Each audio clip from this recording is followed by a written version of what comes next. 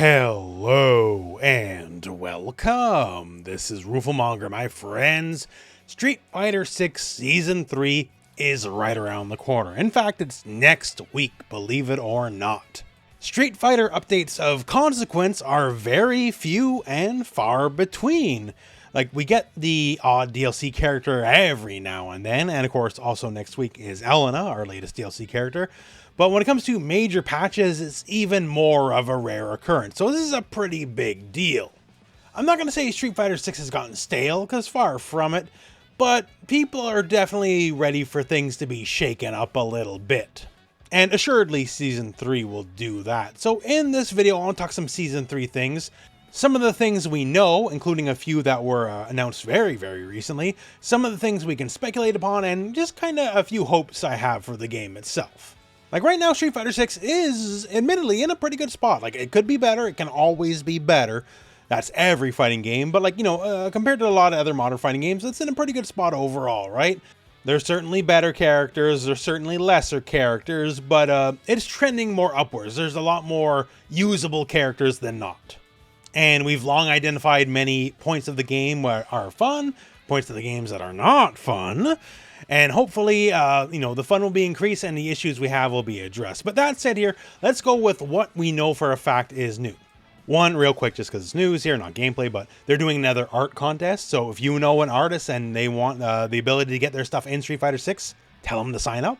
Also, another bit of news, hey, second anniversary is right around the corner as well. Street Fighter 6 is 2 years old, and there'll be some corresponding in-game events with that as well.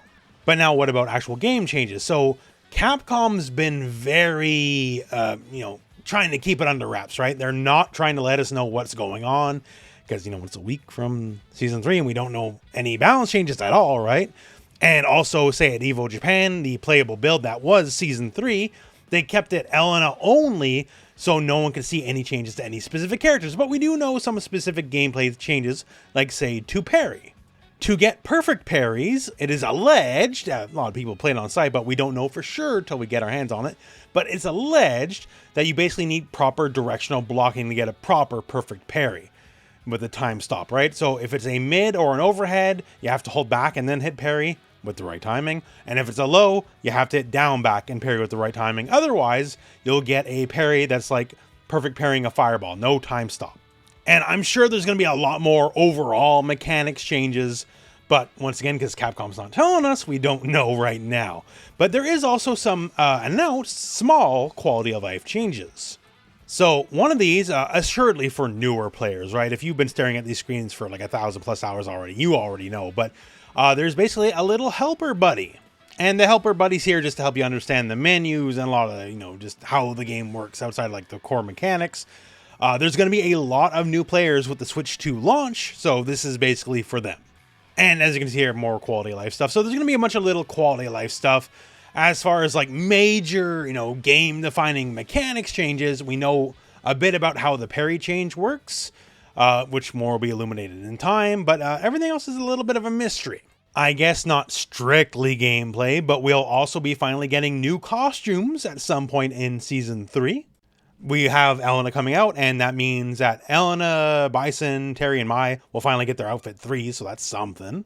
And if you didn't catch the statement from earlier in the year, we're going to get actual more costumes, like not just outfit 3 for the last character. It's like more real costumes for the rest of the cast starting this summer. And as far as battle passes go, there's going to be less battle passes, but with more meaningful content per. Because I don't know if the whole avatar costume thing worked out the way they thought, because ain't nobody like that stuff. So we got all that, but one of the very big things that defines Street Fighter updates, especially later in its life though, is crazy new mechanics. And I don't think we're gonna get that this time around, at least not this year. Like, we got our new subtitle. It's Fighters Edition, not quite as catchy as Super Street Fighter 6, but it's something. But unlike other times when the name changes, we might not get some goodies. I'm talking beyond just like balance changes or mechanics tweaks. I'm talking like all new stuff. Like, say, going from Street Fighter 4 to Super Street Fighter 4, that's when we got Ultra 2. And that helped change the game a lot besides just balance changes. When Street Fighter 5 went into Street Fighter 5 Arcade Edition, that's when we added V-Trigger 2. And that wildly changed up a lot of matches. And some characters like only became real with their second V-Trigger. And granted, we've only had the Evo Japan build with only one character to go off of, but there ain't nothing like that in that build. And I feel like given that we're a week away from this happening, if anything like that was to happen, they would have been advertising that by now. Because something like a new super, a new gameplay full-on mechanic, that'd be something you would advertise to the high heavens to get either old players that have lapsed back into the game or entice all new players. And the fact that we ain't seeing anything like that probably tells me that there isn't anything like that coming, at least this time around. Maybe year 4, I don't know. But going into year 3, it looks like we kind of got the game we're gonna get. Admittedly, we'll have new characters, we'll have the gameplay tweaks, we'll have some mechanic tweaks, but nothing new like an all-new flashy meter or an all-new like game-changing mechanic. At least, so to see. And not even saying like there has to be or anything like that. It's just the fact that, you know, previously when you see a subtitle added to the game, the fact, you know, we're entering year 3, like this is, I guess you could say we're about due given the history of Street Fighter 4 and Street Fighter 5, but chalk it up under past performance, not indicative of future results, I suppose. So then basically, if there's no cool, crazy mechanic being added to the game, we're going to get smaller mechanical changes like the parry change and probably several other smaller changes. And of course, then the big one is character balance changes because, you know, the characters are at the heart of the game and how they play is, well, literally the game. And what can we hope for on that front? Obviously, very strong character nerf, very bad character buff, you know, fighting game 101. But how is it going to shape out exactly? Because, like, a lot of the better characters in this game, like, they're stronger characters, obviously. You know, like, say, Akuma you're seeing on screen right now. But even Akuma can lose to Zangief, as, you know, this B-roll is showing. Even Zangief can get second place at a major, because spoiler for later, but that's what happened here at Combo Breaker. But can Honda get second at a super major? Maybe not. That's the problem, right? But for a lot of the cast, there's a good amount of competitive variety, right? And if the better to decent characters are showing up, those aren't the characters you want to like tinker down too hard. Some of the things I would wonder though if they want to change is just, you know, what's fun, right? Because fun, it's a game after all. We're here to have fun. It's not always purely about esports. Esports realistically is only a very small part of the player base. Because certain rules, you know, don't apply to all characters, right? Like let's take a look here at JP. So JP does level 2, and we've all been in the level 2 mix, the old level 2 blender. That sucks, right? But if I were to somehow hit him, that all goes away.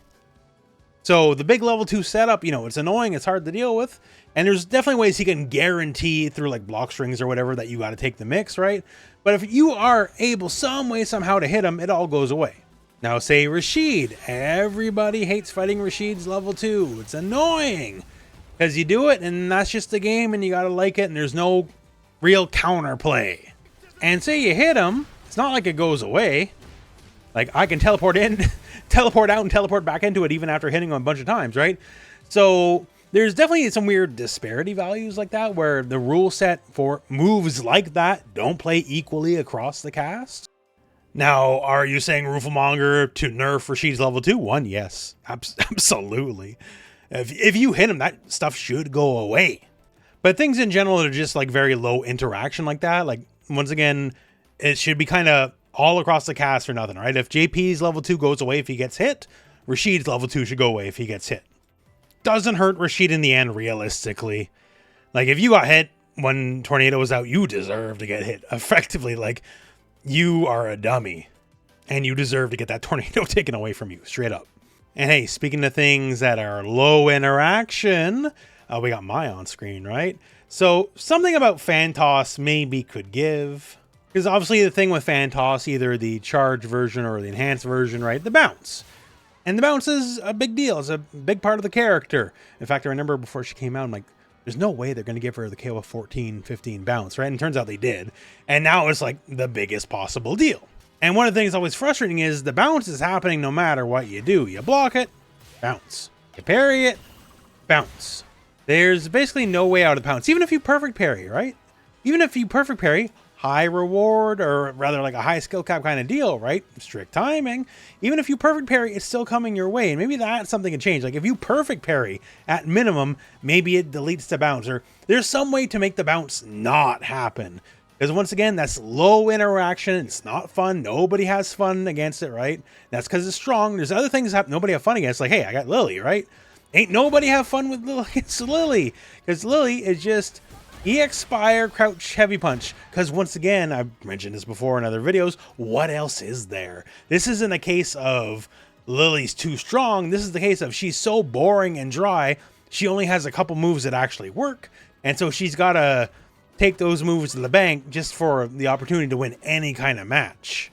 Some characters definitely need buffs, right? Either buffs that give them any kind of identity, like Mai has great identity, right? Mai's good walk speed, buttons, good neutral, and a very strong pressure with the fan bounce. Like her identity is locked, like that's a non-issue, and that's also why she's a pretty decent character.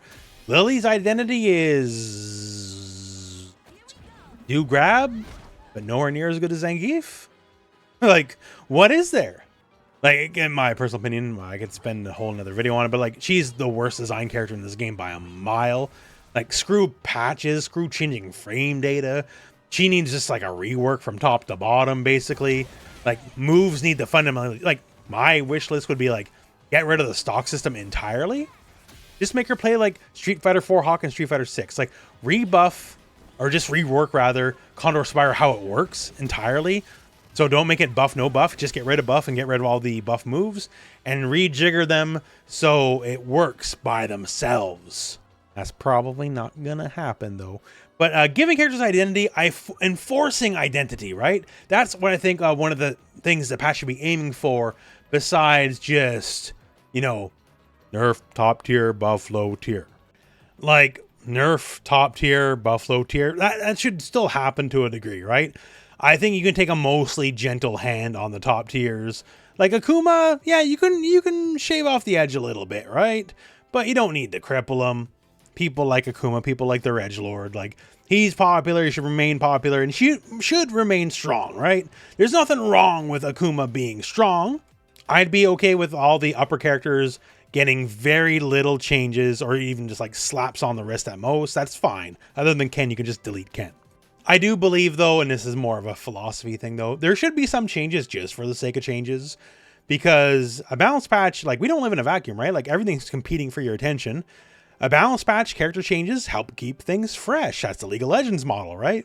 If you are, say, playing Akuma, and he's exactly Akuma for the rest of the game, and he never changes ever again at all, and he's just like a monolith, that's not exactly fun, is it? Unless you're just strictly worse than you were before, unequivocally, it's always fun to see characters evolve over time. At least that's my opinion. So other than hidden gameplay mechanic stuff we don't know, that's not being covered yet because they're not showing us, like, I think the better characters are mostly fine off. Like, maybe just small adjustments one way or another, but that's fine, right? Upping the mid tier and the bottom tier, that's where I think the game really needs to focus on. Once again, talking about character identity. Like, one of the really cool things about Chun, if you make a really bad jump, she can tear you in half for it, right? And, you know, with Tenjo kicks, unless accepting the weird hitbox stuff, right? She has mostly very good anti-air. Talking about, like, character identity, like, look at someone like Dalsum. I know everyone hates fighting Dalsum, but Dalsum, you hate fighting Dalsum because he's Dalsum. You can't change that, right? It's the same reason you don't like fighting Guile. He's Guile, but, like, one of the strong things about Sim compared to other characters, he doesn't have, like, a Shoryu or whatever, but he's got very strong anti-air. Like, if you jump and he's calling you out, it's very difficult to get a jump on him because he's got so many options. And one of those options, Yoga Sniper, back heavy punch, right? It has a very conditional trait to it. Like, cool things can happen where sometimes he can, like, hit you and, like, you bounce off stuff, right? You get juggle property. But that only happens on counter hit or better. Never on normal hit. So say if you do a really bad jump, right? Like a really bad jump. That's generally what Yoga Sniper's for. And if I had the counter hit or better, I can do this, drive rush, and like get something after the fact, right? Like we showed with Chun-Li. And Chun-Li can do that anytime. She doesn't need any qualifications other than I caught you with stand roundhouse when you jumped. But Sim needs a counter hit. If we don't get that counter hit, you just flip out. And it's not like you have like enough time to like easily visually hit confirm, oh, is this a counter hit or not? Like you just kind of got to feel the vibes on it, right?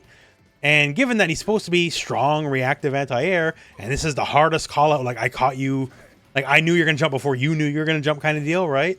Why not just let things work on regular hit? Why not just give juggle property all the time, right? It's part of his identity as a character. He is very strong reactive anti-air. Then this is the strongest reactive anti-air button. But to get the most out of it, you kind of got to guess if you got the counter hit or not. Like, or even God forbid, you knew they're going to hit a button, but you hit them before they hit the button, and then you screwed up, right? So stuff like that. As of Season 2, Honda's identity, like, besides the fact it's just stand medium punch bot, right? But you take what you can get. So his identity basically is, I'm big neutral buttons man, right? So why not unlock the power of forward heavy kick? Make it so it has a much better punish counter. So it's not the kind where they fly away. It's kind of where they spin in place so you can get like an initial hit after the fact. Why don't you make it like it's Street Fighter V Honda? So you get the buff up, you get the extra hit from the hand slap, right? And when you have the buff up, you can do it from moves you normally couldn't do it from, but you can't do it from forward heavy kick. So why not make it so you buff, forward heavy kick, and go right in the hands?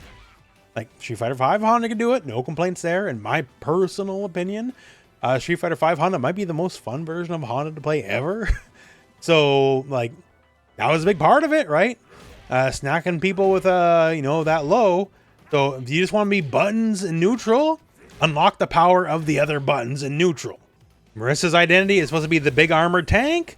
Make it so she can actually armor through a lot of moves, because she doesn't have lower body armor on a lot of her armor moves. So like stuff like random dive kicks will beat it when you're fighting like Akuma or Cammy. So you turned a gotcha moment into you got hit moment instead. So let the characters fully embrace the identity that you're giving them. Don't hold back on that. Like legitimately in this game, that's kind of the difference between a lot of the good characters and a lot of the bad characters. A character that is, solid, they know what they want to be. They have a defined game plan, right? They are here to do a specific thing and they're good at it. Characters that are not so solid, they're kind of a mishmash of a lot of stuff. Like, what is Manon really? Like, really, right? She's a weird grab bag of abilities that don't necessarily have tons of synergy. Look at poor Jamie, right? Like, what is Jamie even supposed to be? The characters that are bad are the ones that are lacking identity. So more than just like +2 frames, right?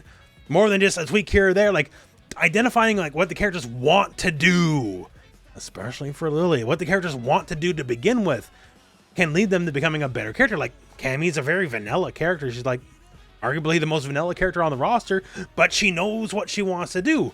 Like, let's look at Ryu. Ryu was a character that was lacking identity for a lot of the game's life. When the game launched, he was just worse Ken. Straight up. There was effectively no reason to pick Ryu over Ken in competitive play, right? And then Akuma came out, and then it was even worse, because, like, well, then, if he was worse Ken, he's, like, double worse Akuma. And then what happened? They started doing buffs, but they started going in a direction that made sense. Specifically, buffs to Hashogeki and buffs to Donkey Kick.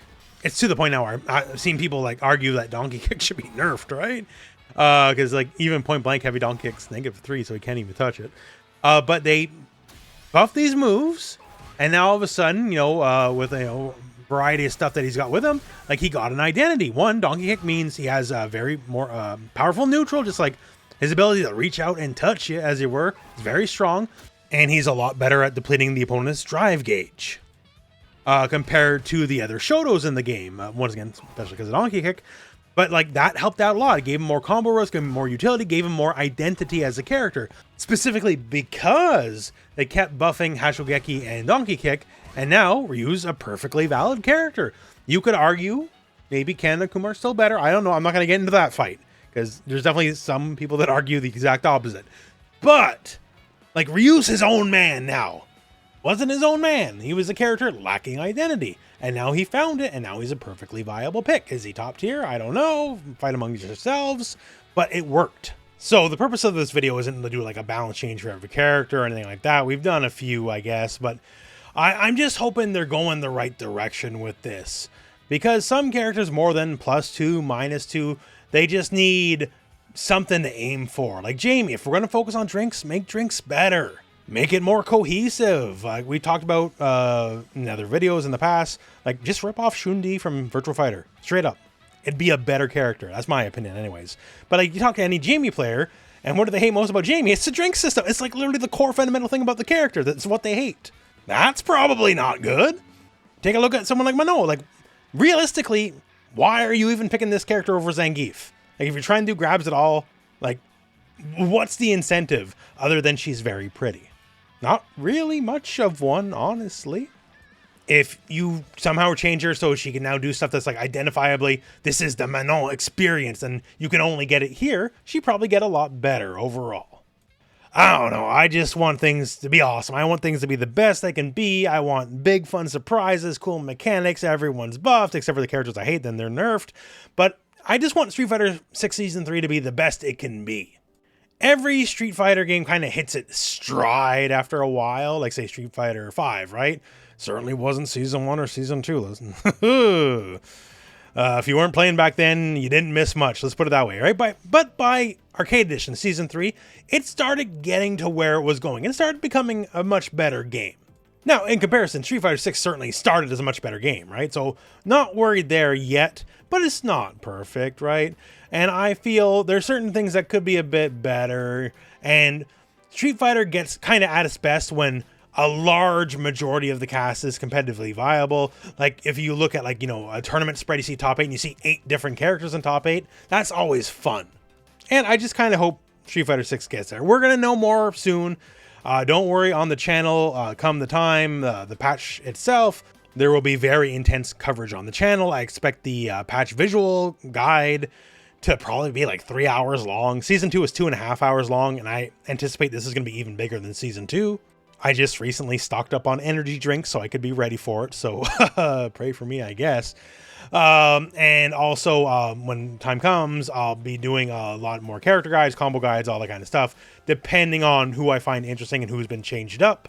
We'll see what happens when we get there, but Honda guide, at least, probably. And I'm sure a bunch of others, just, I literally don't know who they're going to be yet. There is no grand plan here. I kind of play it all by ear.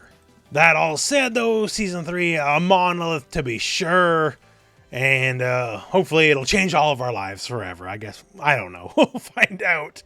It's a week away. It's so soon. It's going to be such a big deal. And then immediately after Summer Game Fest, and we might get all the Season 3 DLC characters right after that, right? So it's going to be a momentous few days, to say the least. And then sometime in summer, we'll finally get a few more costumes, and they can shut us up on that front for a little bit more. So that's some thoughts from me. I would love to hear your thoughts on the matter. Where do you think Season 3 is going? Is there any specific buffs or nerfs you'd like to see? Post it all in the comments below. But other than all that, that is the end of the video. So thank you very much for watching. Hope this video has found you well, and go out and play some Street Fighter.